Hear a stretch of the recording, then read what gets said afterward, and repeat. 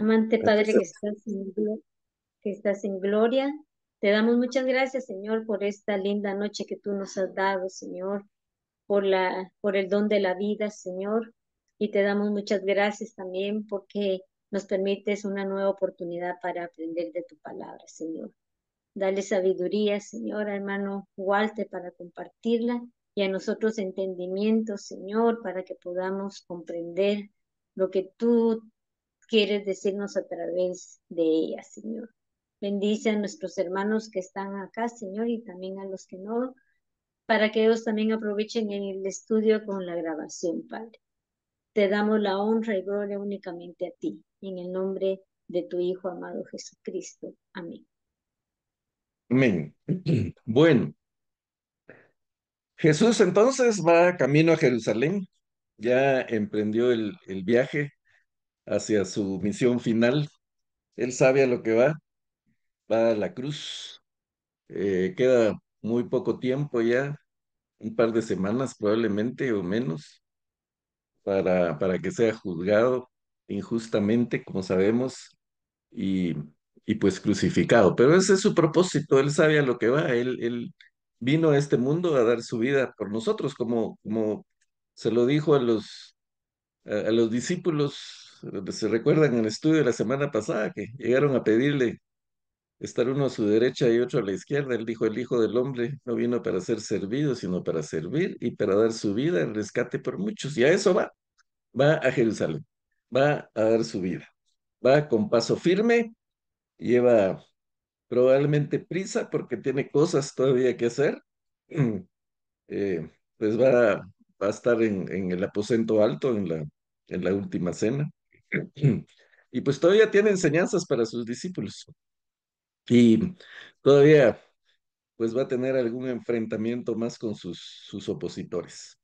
Entonces va camino a Jerusalén, pero para llegar a Jerusalén tenía que pasar por Jericó.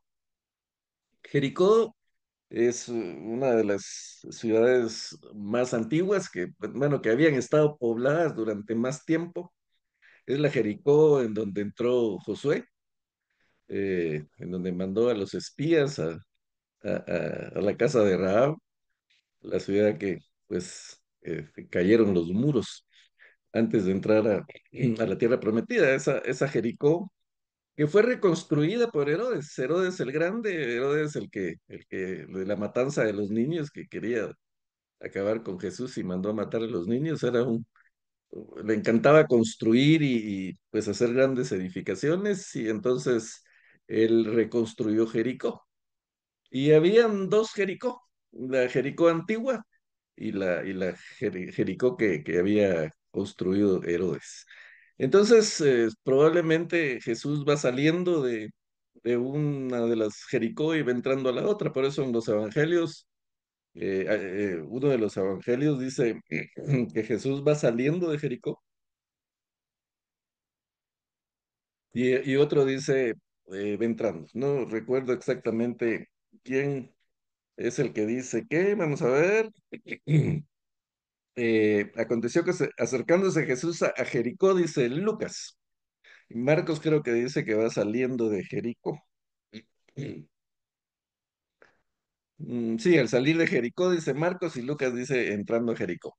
No es una contradicción, como alguien podría pensar, sino que simplemente puede haber sido en el trayecto, mientras salía de una ciudad y entraba a la otra, o salía de la Jericó antigua y entraba a la Jericó nueva. Aclaramos estas supuestas contradicciones porque realmente tienen una explicación y el hecho de que los evangelios o los evangelistas no digan exactamente lo mismo, esa es una prueba de que son auténticos.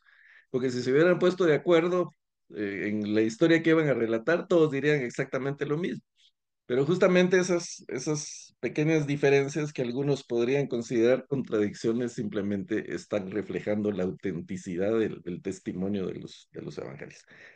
Pero en fin, eh, Jesús va por Jericó, digamos, saliendo de una parte de Jericó y entrando a otra parte, pero está en Jericó.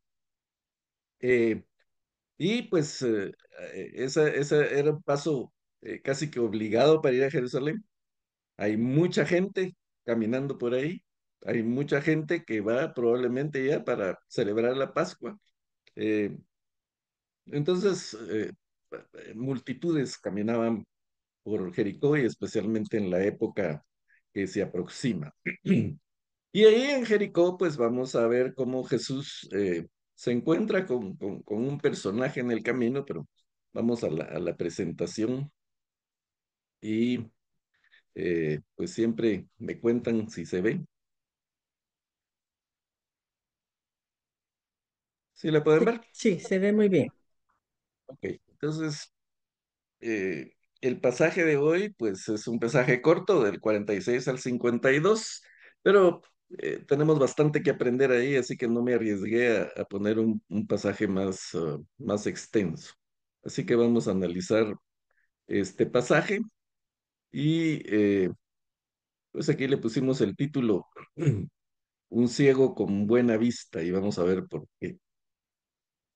Entonces, si alguien me hace favor de leer los versículos 46 al 48, por favor. Estamos en Marcos, capítulo 10. Muy bien. Sí, yo lo puedo leer, hermano. Gracias. Entonces vinieron a Jericó, y al salir de Jericó, él y sus discípulos y una gran multitud, Bartimeo el ciego, hijo de Timeo, estaba sentado junto al camino mendigando. Y oyendo que era Jesús Nazareno, comenzó a dar voces y a decir: Jesús, hijo de David, ten misericordia de mí. Y muchos le reprendían para que callase, pero él clamaba mucho más: Hijo de David, ten misericordia de mí. Ay, sí. Gracias. Bueno, entonces vemos cómo va Jesús con sus discípulos y las multitudes. Ya la fama de Jesús, pues obviamente se había extendido mucho, como hemos visto en los estudios anteriores. Muchísima gente le seguía. eh, a él no le molestaba porque Marcos Eso. repite que él veía las multitudes con compasión porque eran como ovejas que no tenían Ujú, pastor. ujú. Los pastores de aquella época, los rabinos, realmente habían tergiversado su función y en lugar de ayudar a las multitudes, pues simplemente las estaban confundiendo. Y Jesús pues se encargó de corregir muchas de las confusiones que había, de la hipocresía que había en la época. Y él está enseñando constantemente. Pero ahí va con sus discípulos y todos los que le van siguiendo. Obviamente, como hemos visto en los estudios anteriores, entre esa multitud había gente que iba a observar nada más lo que hacía para ver si lo atrapaban en algo, algo Ok. mal y poder rechazarlo o querer hacerlo quedar en ridículo. Entonces ahí va él caminando y hay un ciego, Bartimeo. Eh, Marcos es el único que menciona el nombre, Mateo y Lucas no. Incluso Mateo dice que eran dos ciegos los que estaban en el camino. Esta es otra eh, que se podría tomar como contradicción, pero recordemos que Mateo iba con Jesús. Él era el único, él fue el único testigo presencial. Marcos escribe esto, pero Marcos es el relator de Pedro. Marcos está relatando lo que Pedro le contó. Lucas era un investigador, él investigó, habló con muchos testigos, con mucha gente, pero tampoco estaba presente. No significa que lo que escribió Lucas o lo que escribe Marcos no sea real, por supuesto que es real. Y por supuesto que es de muy buena fuente. Lo que escribe Marcos es Ok. de Pedro que estuvo presente. Y lo que escribe Lucas es el testimonio de muchos testigos. Se encuentra la misma María, la madre de Jesús, que fue uno de de las personas con las que Lucas habló y que le dio gran parte de su relato. ¿Cuál es la diferencia? Que probablemente este Bartimeo era el más conocido. Y lo vemos porque dice el nombre. de hecho, de ningún otro de los que Jesús sanó se menciona el nombre, se dice un ciego, un leproso, un paralítico, pero del único que se menciona el nombre es de Bartimeo, porque era conocido. Y también probablemente porque era el que más gritaba.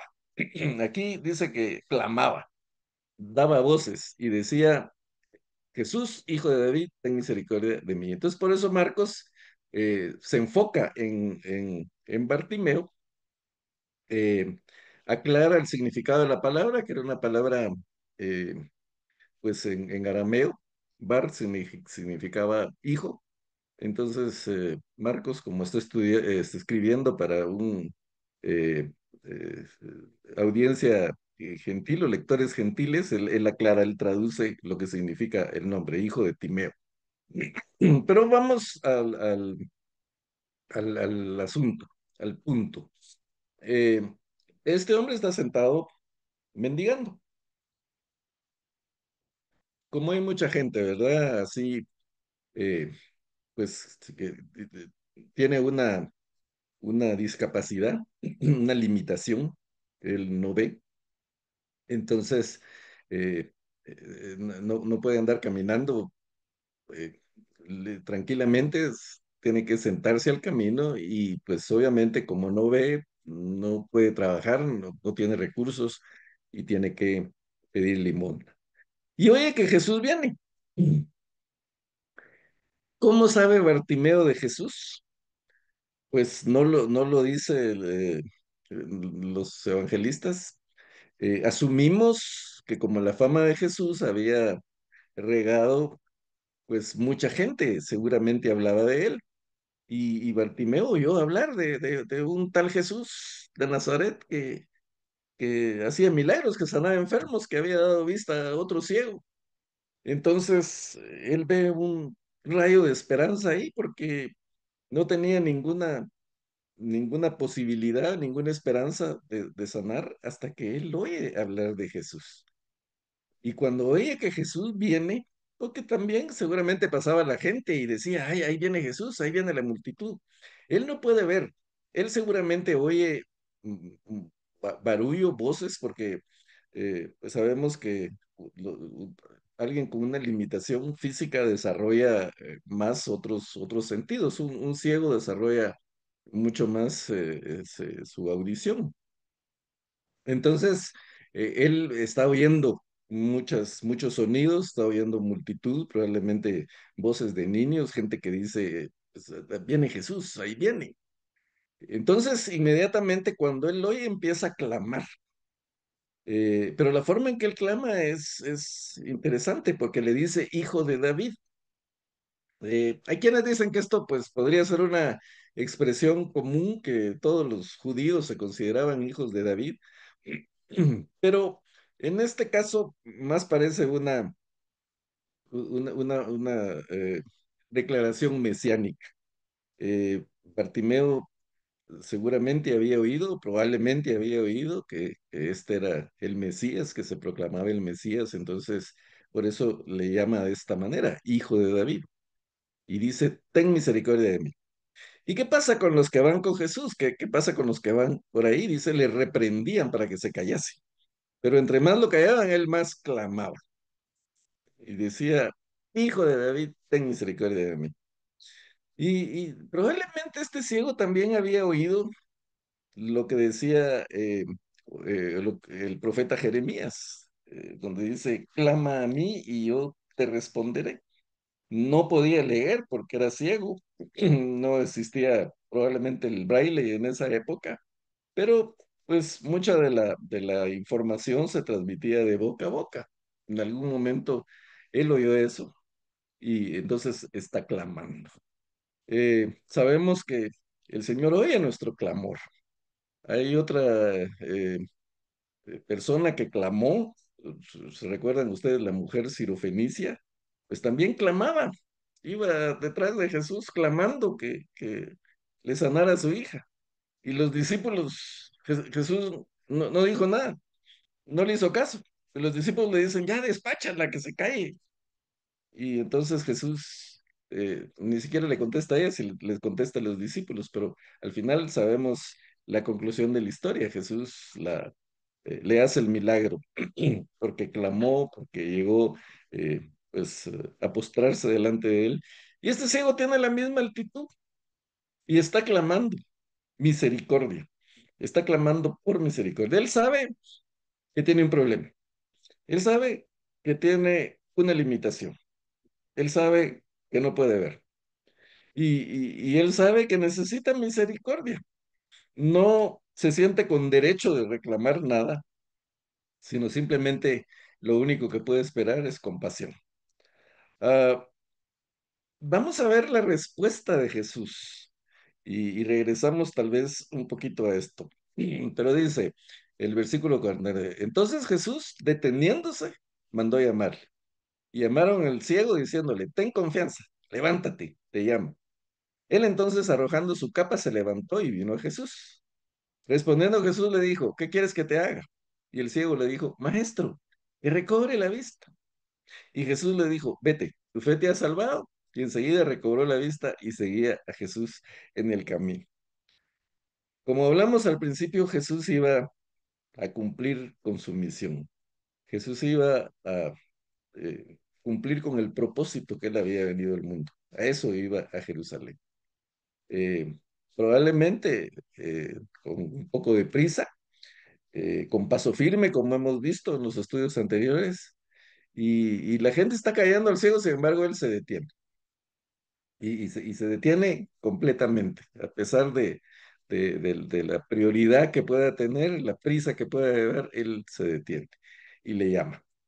Era un pobre hombre, un pordiosero, pidiendo limosna.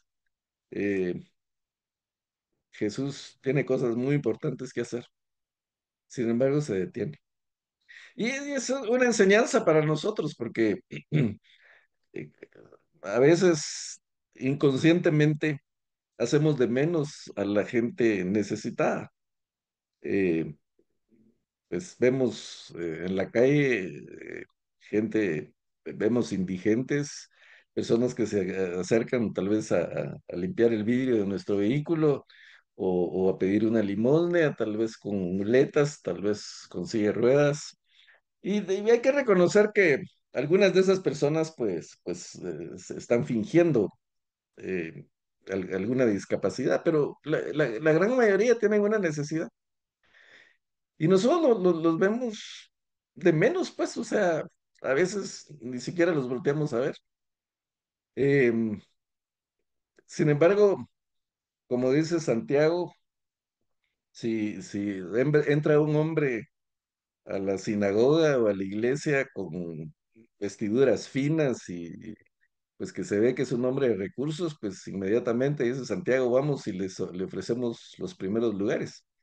Pero siente una persona pobre con andrajos, le decimos, vaya, siéntate ahí en el suelo, ahí estás bien, ahí te puedes quedar, siéntate aquí a mis pies. Y eso es algo que como cristianos debemos evitar la discriminación porque todos son hijos de Dios, todos somos hijos de Dios. Aún el mendigo, aún el pordiosero, aún el que anda sucio y andrajoso, es un hijo de Dios. Y pues si podemos ayudar, ayudemos, y si no podemos, pues tampoco hagamos de menos ni tratemos mal a ese tipo de personas. Jesús nos está dando el ejemplo. Hay un hombre eh, pidiendo limosna, sentado junto al camino, seguramente sucio, andrajoso, con su ropa, eh, pues, que tal vez era la única que tenía, maloliente, y la gente, pues, según ellos, con razón, sus discípulos, bueno, ahí está el maestro, el señor, eh, el jefe, y está este pordiosero molestándolo, entonces lo callan, pero Jesús se para y dice, llámenlo. Y la gente cambia de actitud. Miren, los mismos que lo estaban callando ahora van con él y le dicen, ten confianza, levántate, te llama. ¿Qué cambió? ¿Qué hace que la gente cambie de actitud? Pues definitivamente la actitud de Jesús, la actitud del líder. Y esa es otra enseñanza para nosotros, porque nosotros influimos sobre las personas. Siempre hay personas sobre las que ejercemos influencia por una u otra causa. Entonces debemos de cuidar mucho nuestra actitud, porque la gente tiende a imitar al líder. Yo he trabajado en varias empresas y he podido comprobar que la cultura de la empresa, como le llaman, normalmente está determinada por la cultura del gerente, por la cultura del dueño. Si el dueño es prepotente, déspota, pues los empleados tienden a ser igual. Y si el dueño es pues una persona compasiva, amable, pues también eso se proyecta a la demás gente.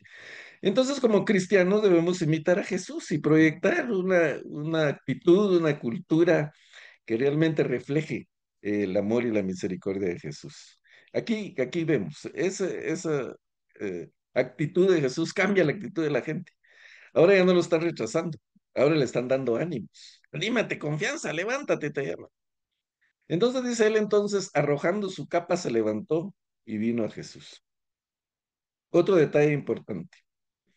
Este ciego, ¿cuántas capas pudo tener? ¿Cuántos mantos pudo tener? Seguramente era la capa lo único que tenía. Y la capa era muy importante. Si vemos el Éxodo, en Éxodo 22, eh, cuando el pueblo pues andaba en el desierto, Dios da a Moisés instrucciones, los mandamientos y una serie de regulaciones de cómo deberían de ser su actitud en el desierto. Y dice, si alguien toma en prenda, perdón, si alguien toma en prenda el manto de su prójimo, deberá devolvérselo al caer la noche. Este manto es lo único que tiene para abrigarse. No tiene otra cosa sobre la cual dormir. Si se queja ante mí, yo atenderé a su clamor, por yo soy un Dios misericordioso. O sea, si tomas prestado, por decir así, el manto de tu hermano, tienes que devolvérselo antes de que caiga la noche, porque eso es lo que le va a servir para taparse durante la noche. Está en el Éxodo, está en los mandamientos. Y dice, si no lo haces, dice Dios, yo atenderé a su clamor. Si él se queja conmigo, yo le voy a hacer caso, porque no le devolviste su manto. Vemos entonces la importancia del manto para esta gente, y estamos hablando de toda la gente que andaba en el desierto. ¿Qué se puede pensar de un pobre limosnero? Que el manto era lo único que tenía. Con eso se tapaba, con eso se cubría del frío en la noche, sobre eso dormía, ese era su colchón, seguramente. Y sin embargo, cuando Jesús lo llama, lo tira, arroja su capa y se levanta y viene a Jesús. ¿Qué diferencia? Estudiamos en las semanas anteriores al joven rico.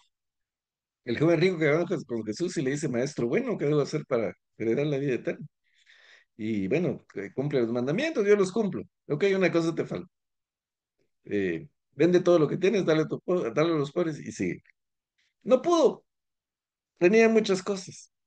No se pudo desprender de ellas. Y probablemente el manto para el ciego valía lo mismo que valían todas las riquezas para aquel hombre, todas sus posesiones, porque era todo lo que tenía.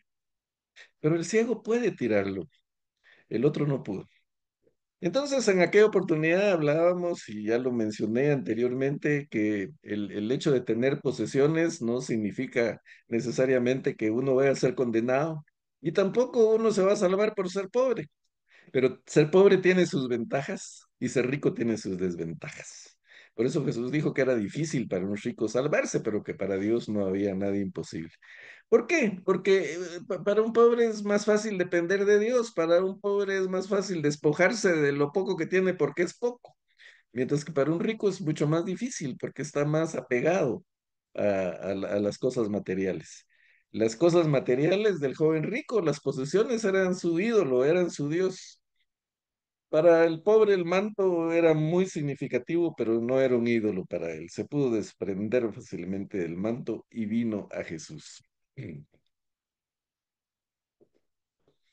Ahora, ¿cómo viene un ciego a Jesús? Eh, Jesús iba pasando. Aquí no dice que Jesús se acercó al ciego, siempre dijo, llámenlo.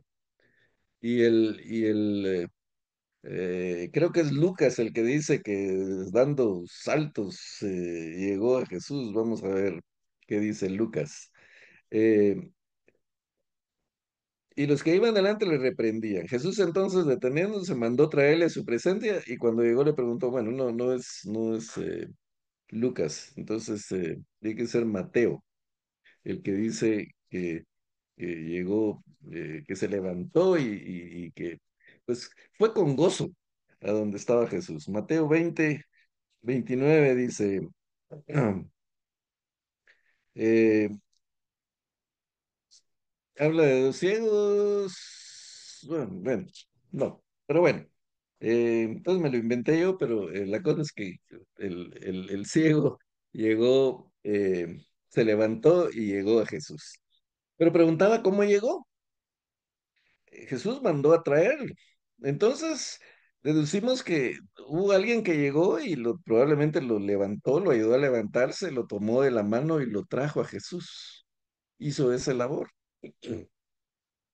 Y eso nos da otra enseñanza. Nosotros, nuestro trabajo es traer gente a Jesús.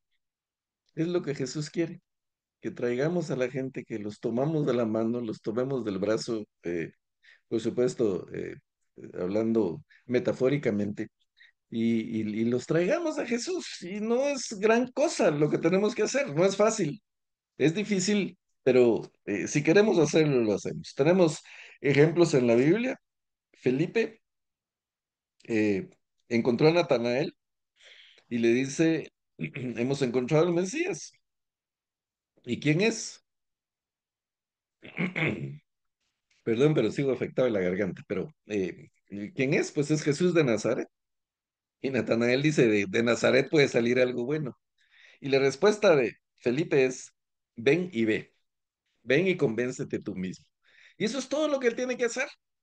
El otro escéptico, obviamente, con un prejuicio sobre la gente de Nazaret, que no servían para nada, va con Jesús y cuando ve a Jesús y oye hablar a Jesús, inmediatamente cree en él. Que invitar a la gente a la iglesia es algo tan sencillo, es algo que no te cuesta. Eh, Incluso, pues, yo te llevo, si quieres, yo voy por ti a tu casa y te llevo, pero en un día no te cuesta nada, no vas a perder nada. Pero eso puede ser muy significativo. Yo tengo un amigo que tenemos 50 años de ser amigos porque nos conocimos en nuestro primer trabajo cuando teníamos 18 años. Bueno, él es un poco mayor, él tenía 20 tal vez en esa época y trabajábamos a la par uno a la par del otro y nos hicimos amigos. Y él dice, yo ni me acuerdo, pero él dice que yo lo invité un día a ir a la iglesia. ¿Por qué lo invité? No sé, no me acuerdo. A lo mejor yo no quería ir solo. eh, o de casualidad apareció y me lo llevé a la iglesia. Pero él testifica que yo fui el primero que lo invitó a una iglesia y ahora es pastor. Entonces, el punto es, yo no hice nada, ni siquiera me acuerdo si lo llevé, ni siquiera cuál fue la motivación para llevarlo, no lo sé, pero el que hace la obra es el Señor. Nosotros simplemente tenemos que tratar de intentar llevar gente a Jesús. Entonces tenemos que preguntarnos, ¿a cuánta gente hemos traído a Jesús? O por lo menos, ¿cuánta gente hemos intentado traer a Jesús? Tengo otro amigo que dejó de ir a la iglesia por una situación complicada en su hogar. Y lo he invitado, no sé, 20, 30 veces a que vaya a la iglesia y simplemente no quiere, está rebelde. Pero yo hice mi trabajo, yo ya lo invité, no todos van a aceptar. Algunos nos van a odiar tal vez por invitarlos, pero nuestro trabajo es traer gente a Jesús, como hizo Felipe con Natanael. Andrés también. Andrés conoció a Jesús y ¿qué fue lo primero que hizo? Ir a traer a Pedro y llevar a Pedro a Jesús. Pedro también es escéptico, pero cuando llega con Jesús, pues él se convierte en un seguidor.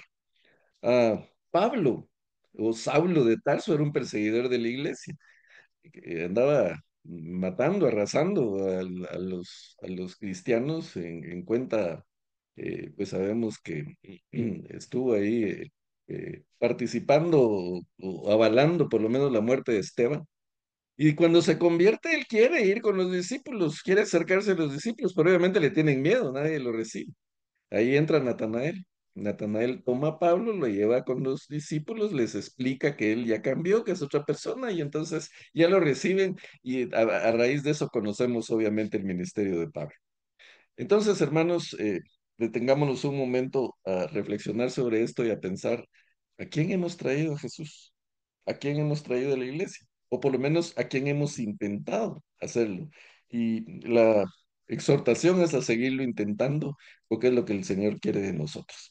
Pero bueno, llevan al ciego con Jesús y Jesús le dice, ¿qué quieres que te haga? Eh, Curiosamente, Jesús le pregunta exactamente lo que le preguntó a Jacobo y Juan. Perdón, sí, a Santiago, Santiago y Juan. Jacobo y Santiago es la misma persona. Cuando llegan y le dicen, Señor, queremos que nos hagas algo, queremos que nos hagas un favor, o queremos que nos hagas lo que te pidamos. De entrada ya va la manipulación. Jesús había dicho, que pedid y se os dará, eh, tocad y se os abrirá, eh, buscad y hallaréis. Eso lo había dicho en el Sermón del Monte. Entonces estos oyeron y dicen, bueno, queremos que nos hagas lo que te pidamos. Como queriendo manipular a Jesús, como cerrándole la puerta para que no diga que no, como diciendo no vamos a aceptar un no por respuesta. Y la pregunta que Jesús les hace es, ¿qué quieren ustedes que yo haga? Ah, Mateo, que relata que son dos ciegos, dice, pues lo mismo, ¿qué quieren ustedes que yo haga? Pero en el caso específico de Bartimeo, él le dice, maestro, quiero que recobre la vista. Anteriormente le había dicho, quiero misericordia, ten misericordia de mí, hijo de David. Él está muy claro de lo que necesita. Necesita misericordia y necesita recobrar la vista. Tiene un problema físico, pero también él sabe que tiene un problema espiritual, que necesita misericordia, que él no es digno. Los que lo callaron, pues seguramente le dijeron, "Sh, no molestes al maestro. No, no, no, él no te va a hacer caso. ¿Para qué te va a hacer caso? ¿Quién sos para que te haga caso? Y recordemos que también la cultura de aquella época, la gente pensaba que el que tenía alguna enfermedad era porque había cometido algún tipo de pecado. Hay otra ocasión en donde Jesús sana a otro ciego y los mismos discípulos, sus discípulos le preguntaron, Señor, ¿quién pecó, este o sus padres, para que hayan nacido ciego? Y Jesús les contesta, no, ni este ni sus padres, sino es simplemente para que se manifieste la obra del Señor. Entonces existía ese estigma de que si estaba ciego, porque de plano algún pecado había cometido. Y entonces como que no era digno de nada, ¿verdad? Entonces, y él está muy consciente de su situación. Él, pues ha oído de Jesús, ha oído probablemente que es el Mesías. Y como dijimos, cuando él le dice hijo de David, esto puede ser una expresión mesiánica. Pero aquí hay otra. Él le dice Raboní. Aquí la Reina Valera traduce maestro, pero no era un simple maestro, porque el maestro era rabí o rabino. De hecho, a Jesús, sus seguidores le decían rabí, pero este ciego le dice raboní. Raboní no se le decía a cualquier maestro. Esa expresión significaba mi señor, y normalmente era lo que se decía en oración cuando se dirigían a Dios. Solo este ciego le dice a Jesús Raboní, y la otra persona que le dice Raboní es María Magdalena, cuando Jesús se le aparece resucitado. Después de resucitar, se le revela, y la expresión de María Magdalena es Raboní o Raboni, ¿qué quiere decir mi Señor? Entonces este ciego estaba muy claro de quién era Jesús.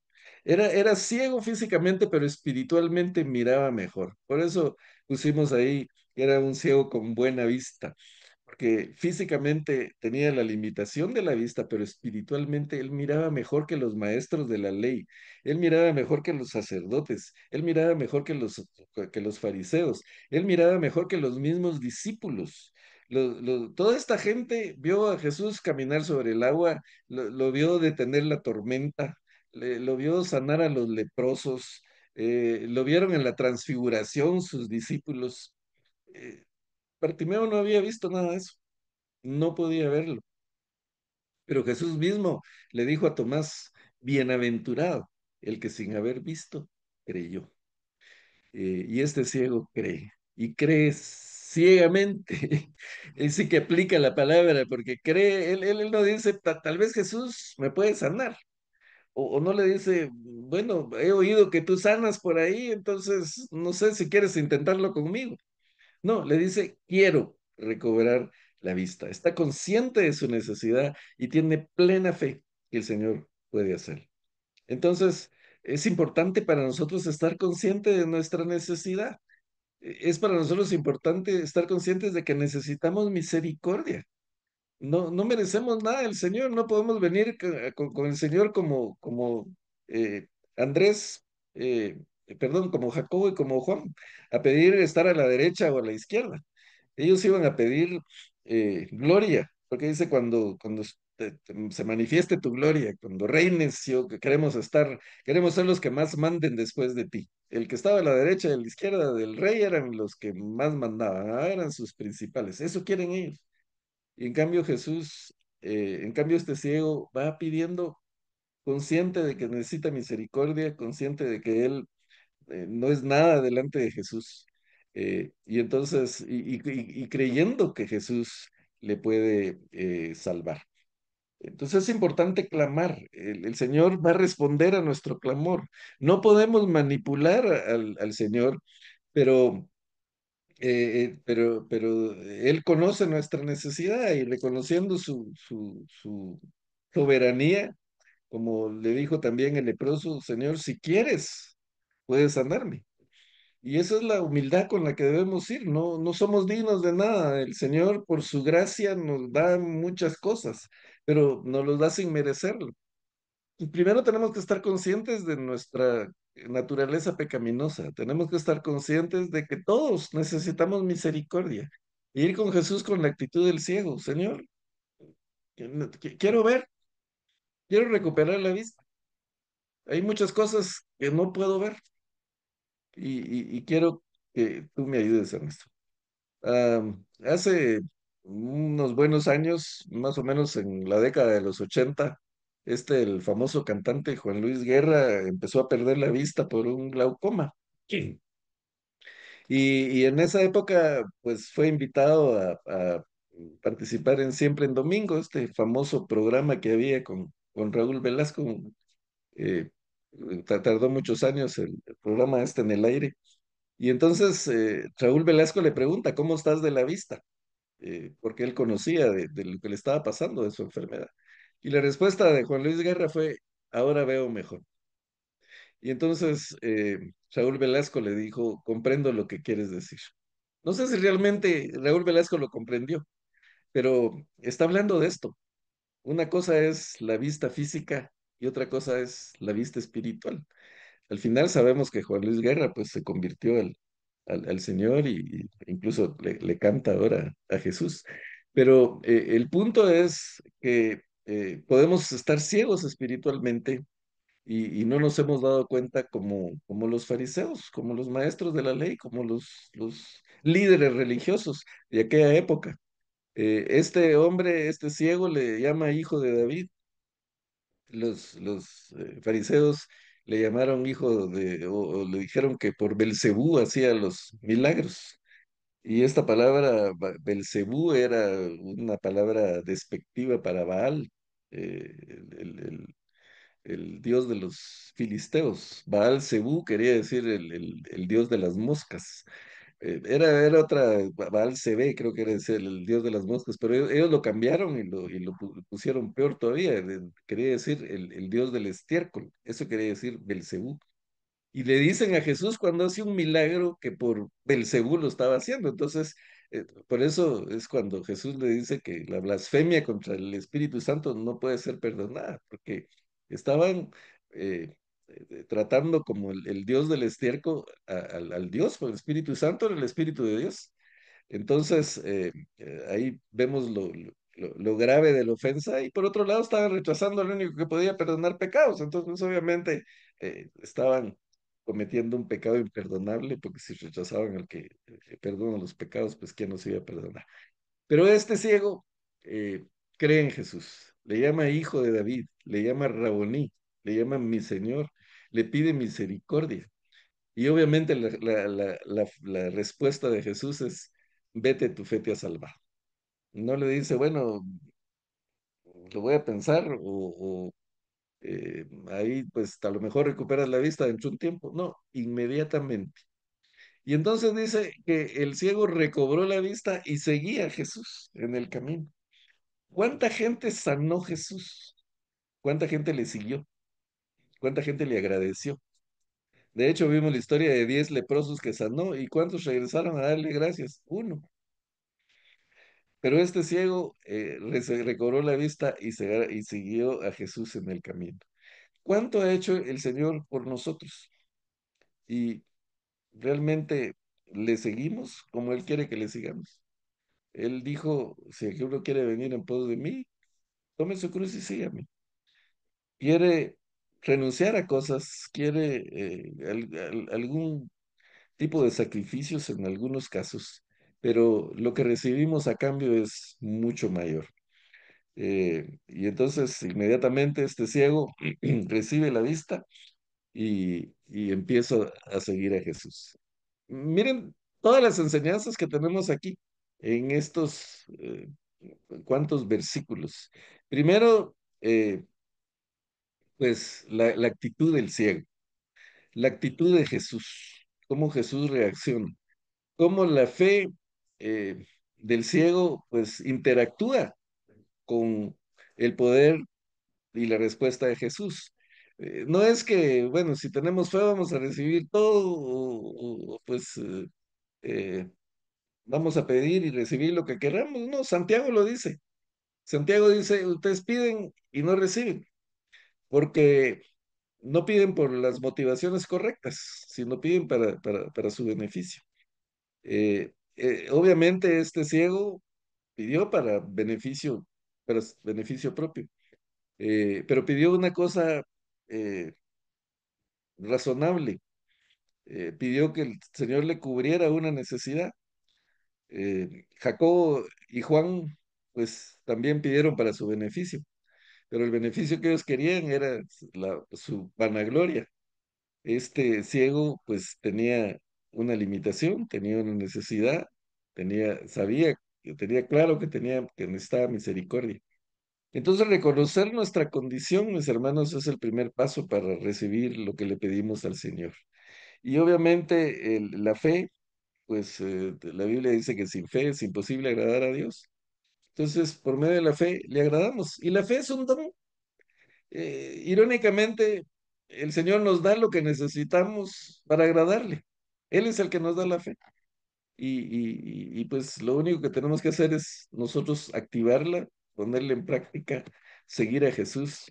Entonces, vamos a tener mucho beneficio sobre eso.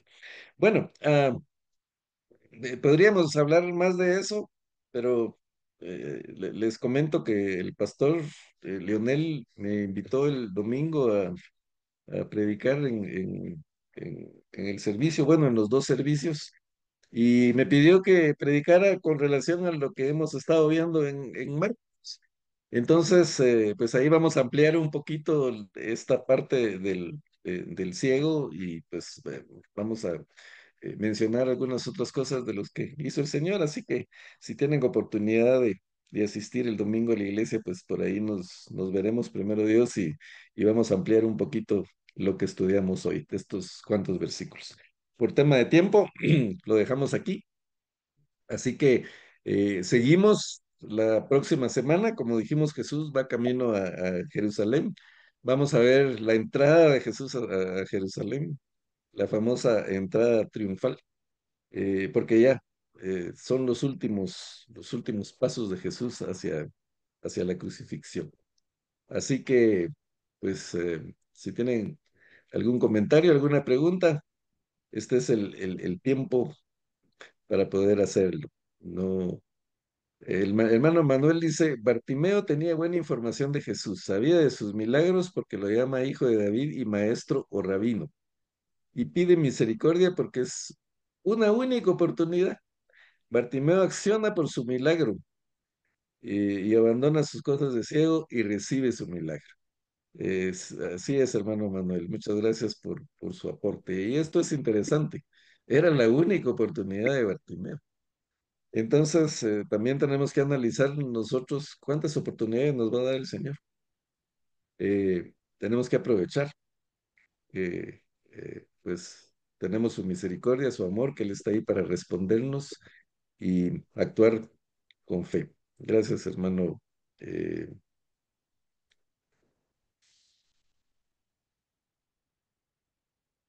Manuel, bueno, ¿algún otro comentario o pregunta? También, ¿verdad? Se confirma la necesidad de hablarle a otros, ¿verdad? Ya solo con invitarlos a la iglesia y que ellos se empiecen a relacionar con la gente.